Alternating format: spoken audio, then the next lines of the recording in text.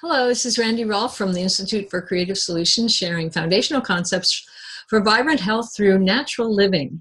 And I have a Facebook page called Vibrant Health Through Natural Living, and I also post these on YouTube. And this is actually number 256 of the sessions I've had. I'll try to keep them to 3 to 5 minutes. And what I want to talk about today is how do you decide how to eat? What nutrition is going to keep you healthy and happy and have a good longevity. And there are basically 6 ways to figure that out. One is just to go by market forces. What's the hot new thing, the flavored ice cream or the new colored sodas or the new pizza ads or new hamburgers or whatever the people on the TV tell you that you should be eating. That isn't working for the people that are choosing that. The second one is to do whatever your parents did, and if you're still alive, couldn't have been too bad, but they may or may not have been into good nutrition, and it's a good idea to see how they're doing now. How is their health? And perhaps if it's not good, you need to look beyond just what they've been eating or what they fed you as a child.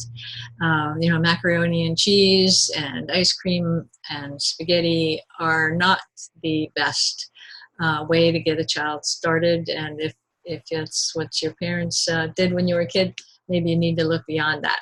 So as far as more reliable ways, there are basically 4. One is the diets that have helped people become healthy when they were sick. And a lot of research has gone into that, and a lot of different diets have come up with that. There's a diabetic diet, and there's the reducing heart disease diet after a heart attack, and so there's various ideas about what vitamins you need to prevent certain diseases, and so on. The second one is animal studies, doing experiments to see what nutrients are essential. And that's been going on for centuries, trying to figure out what's essential. You take a bunch of little rats or mice and figure out, how many carbs do they need, how much fat, how many vitamins, do they die without certain vitamins? And that's how we came up with vitamins, that they are vital and they have to come from food. That's the basic definition of a vitamin. And then they've also done that with minerals. What minerals can we not live without coming from our diet? Calcium, magnesium, potassium, vanadium, and so on. So that's the second way. The third way is to look at traditional ethnic diets of populations that have been healthy. And these can usually be fairly reliable if the population has stayed relatively healthy. And usually they have a well-developed, over centuries, maybe even millennia, design of how to put together the foods that grow in their particular region of the world.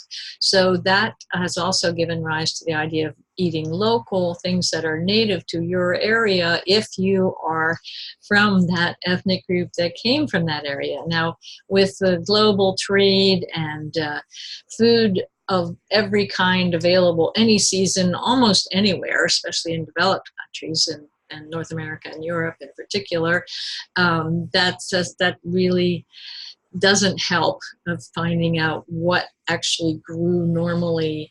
Like here in North America, nothing that we normally eat actually came from here, except for potatoes and tomatoes and chilies and peanuts and peppers, green peppers and so on, but and corn, of course. But so much of what we eat comes from way, way far away. And the other main kind of study that is showing how to eat is epidemiological, just comparing diets, especially when populations move. Like we know that when Asian population moved to North America and adopted our diet, their health started to suffer, and they started getting the chronic diseases that were very rare on their traditional diet in Asia. Now that's obviously related to the ethnic diets, but they're time studies of the same time rather than looking back in history in one area.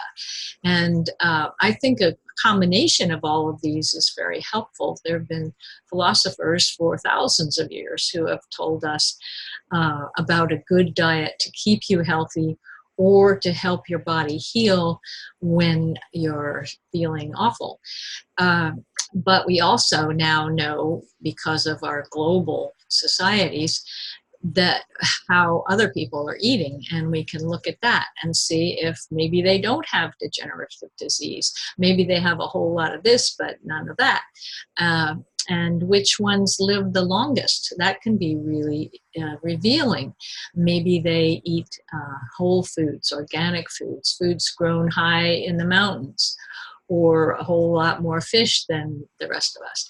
So there's often a lot to look at.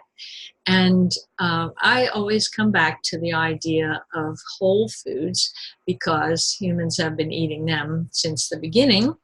And most of the things that are in your supermarket were invented within the last 50 years, I hate to say, especially all the chemicals that are in the foods. So if we go back to organic and whole foods, what they're now calling real foods or slow foods or nutrient-rich foods, there's lots of names for it, but it's really about foods that we recognize historically. If your great-grandmother wouldn't recognize it, it's best not to eat it. So that's it for today. Thanks a whole lot. And do subscribe on YouTube, or like my page on Facebook, Vibrant Health Through Natural Living. And go back and check out the over 200 different little discussions of foundational concepts of vibrant health through natural living that I've been sharing. Thanks.